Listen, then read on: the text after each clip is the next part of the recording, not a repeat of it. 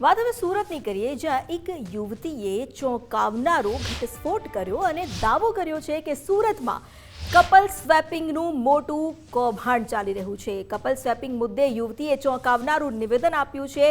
આ કપલ સ્વેપિંગનું મોટું દૂષણ જે સુરતમાં ધમધમી રહ્યું છે. લગ્નના 3 મહિના બાદ યુવતી પર દબાણ કરાયાની પણ આ ફરિયાદ કરવામાં આવી છે. તેણે જણાવ્યું કે ઓનલાઈન માધ્યમથી નેટવર્ક ચાલી રહ્યું છે અને 3 મહિના બાદ લગ્નના તેની પર પણ દબાણ કરવામાં આવ્યું હતું.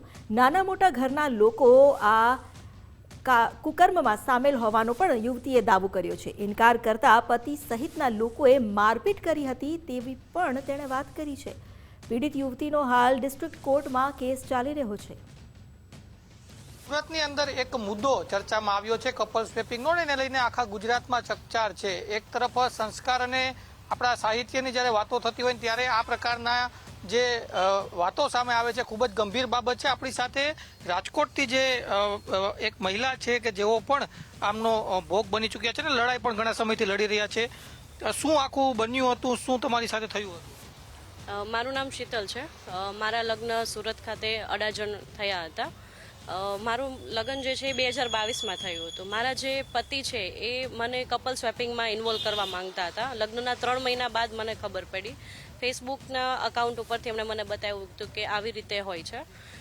એમાં જે હોય છે એ કપલની રિક્વેસ્ટ એક્સેપ્ટ કરવાની, પછી વિડીયો કોલ ઉપર વાત કરવાની હોય છે. પછી એ લોકોને કેઝ્યુઅલ મિટિંગ માટે બોલાવે છે અને પછી એ લોકો રૂમ બુક કરીને ગમે ત્યાં પ્લેસ ઉપર ફરવા જાય છે, ત્યાં બધી એક્ટિવિટી કરે છે. કઈ સાલમાં તમારા મેરેજ થયા હતા ને આ બધી વસ્તુ તમારા ધ્યાનમાં ક્યારે આવી? મારા 2022માં થયા હતા. લગ્નના 3 મહિના પછી જ મને ખબર પડી અને મારા પતિએ જ મને એ ફેસબુક અકાઉન્ટ ઉપરથી જ બતાવ્યું હતું.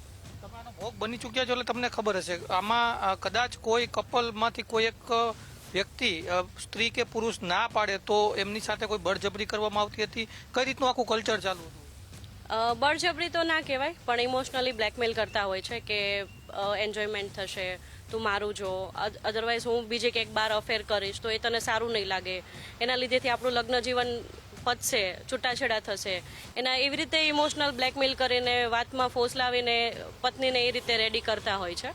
તમે કઈ રીતના આમાં લડાઈ લડી, કેટલા સમયથી લડાઈ લડી રહ્યા છો? મારું કેસ દાખલ થયું છે ઓગસ્ટ 2023ના અને બીજું છે એ 2024ના ફેબ્રુઆરી 2024ના રાજકોટ ફેમિલી કોર્ટમાં છે. છેલ્લા આટલા 3-3.5 વર્ષથી હું લડત આપું છું અને મેઇન મુદ્દો આ જ છે. કપલ સ્વેપિંગના બાબતથી જ મારા છૂટાછેડા થવા જઈ રહ્યા છે. આવું કલ્ચર તમારા ધ્યાનમાં આવ્યું હશે, કેટલી જગ્યાએ ફેલાયેલું હોય એવું લાગે છે તમને? આપણા મોટા જે મહાનગરપાલિકા જે છે, સુરત છે, અમદાવાદ છે, રાજકોટમાં અહીંયા પણ ચાલતું હોય છે, મોરબી છે, વડોદરા છે, વાપી છે, બધી જગ્યાએ અત્યારે ચાલે છે. ઓલ ઓવર ગુજરાતમાં ચાલે છે અને એમાં 15 થી 20 લોકો વધારે જોડાયેલા છે અને ફેસબુક ઉપર તો વધારે હજારો કરતા પણ છે.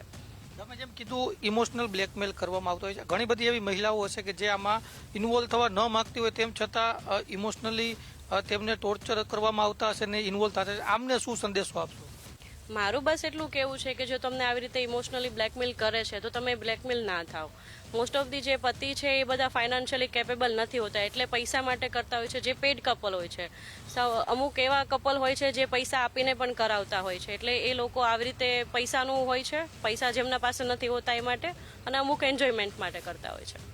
ચોક્કસ તો ખૂબ જ ગંભીર મામલો છે આ, અને આ મામલાને લઈને જે મહિલા છે તેમણે સ્પષ્ટ વાત કરી છે. તેઓ છેલ્લા 3 વર્ષથી આ મુદ્દે લડાઈ લડી રહ્યા છે અને જે પણ મહિલાઓ છે કે જે આવી પ્રકારની જે પ્રવૃત્તિઓ છે તેમાં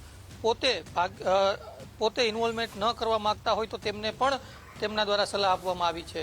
કેમેરા પર્સન અભય ત્રિવેદી સાથે ગૌતમ બેડા, ગુજરાત ફર્સ્ટ, રાજકોટ.